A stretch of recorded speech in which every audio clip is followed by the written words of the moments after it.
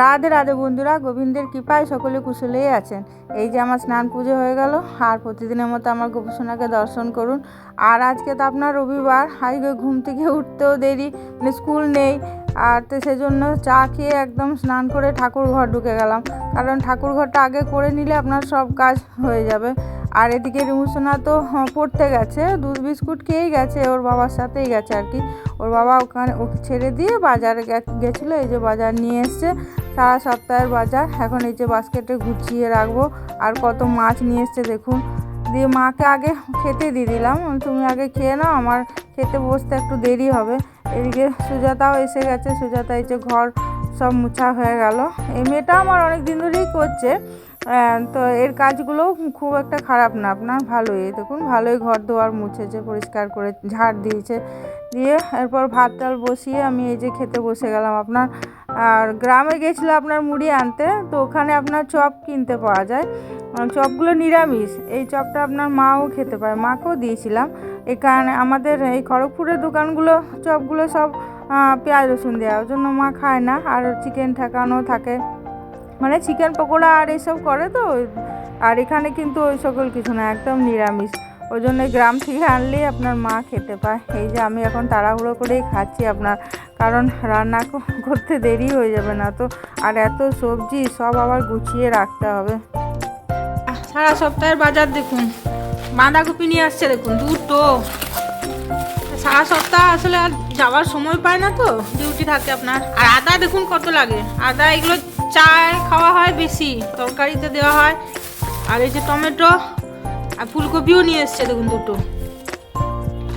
আর পালং শাক দেখুন একবার, কত পালং শাক, আবার লাউ তার সাথে, মূলো, আর কুমড়ো, আর বেগুন দেখুন একবার, দেখছেন বেগুন, এই যে কত বেগুন, মূলো দেখুন একবার।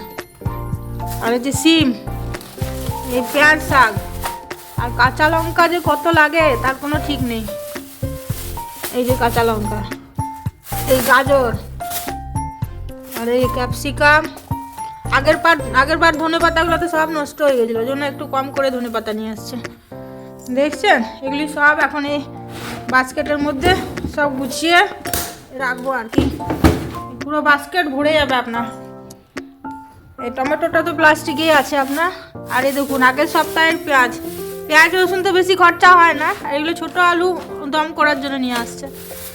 আর আলু এই যে দেখুন একবার বাজার, মাছ এখনও বার করিনি, এখন এই সবজিগুলো রাখি আগে গুছিয়ে। আর ওগুলো গুঁড়ি পেঁয়াজ আপনার নিয়ে এসেছিলো আগের সপ্তাহ, তার আগের সপ্তাহ। গুঁড়ি পেঁয়াজ এখন লাগে, তাও নিয়ে চলে এসছে, কী করব। আর কতগুলি লেবু নিয়ে এসছে দেখুন, রিমুসোনা খালি লেবুই খায়, দেখেন তো টিফিনে দিই। এটা আপেল আগের সপ্তাহ থেকে পড়ে আছে, দেখুন 3খানা আপেল পড়ে আছে। আমি তার জন্য আপেল আনতে বারণ করলাম, তাহলে লেবুই নিয়ে আসবে খালি। এটা আপনার ফলেরই ঝুড়ি, আমি ভেলোর থেকে নিয়ে এসেছিলাম ঝুড়িটা, কি সুন্দর দেখুন।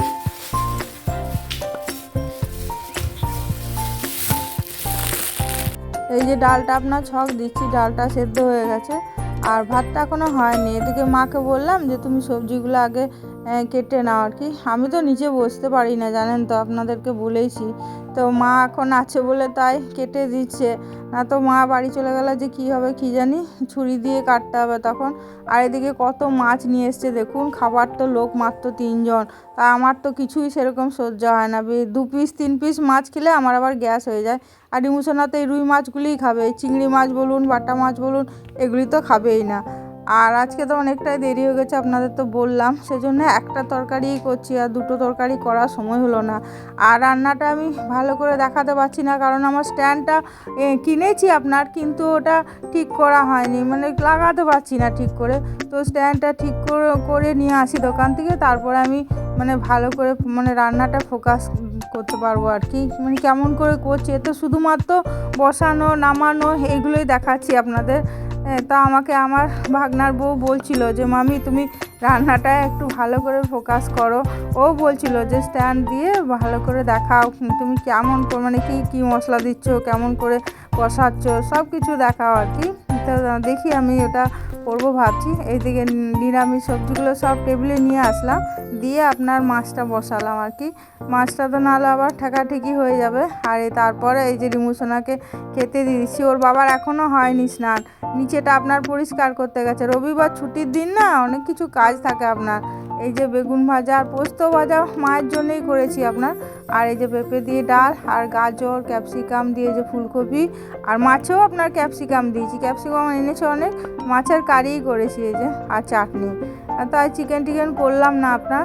তো আজকে আমরা এই দিয়েই খাওয়া দাওয়া করবো, ঠিক আছে। आपको देखकर हमको ऐसा लगा जैसे हमको नई जिंदगी मिल गई। ओ मेरे दिलरुबा रब से मांगो मैं क्या, हमको सारे जहां की खुशी मिल गई आपको देखकर। গানটা কেমন লাগলো অবশ্যই কমেন্ট করে জানাবেন। আর ব্লগটা আমি এখানেই শেষ করছি। ভালো থাকবেন, সুস্থ থাকবেন, আর সাবধানে তো অবশ্যই থাকবেন। যদি ভালো লাগে তাহলে একটা লাইক কমেন্ট শেয়ার করে দেবেন, কেমন। হরে কৃষ্ণ।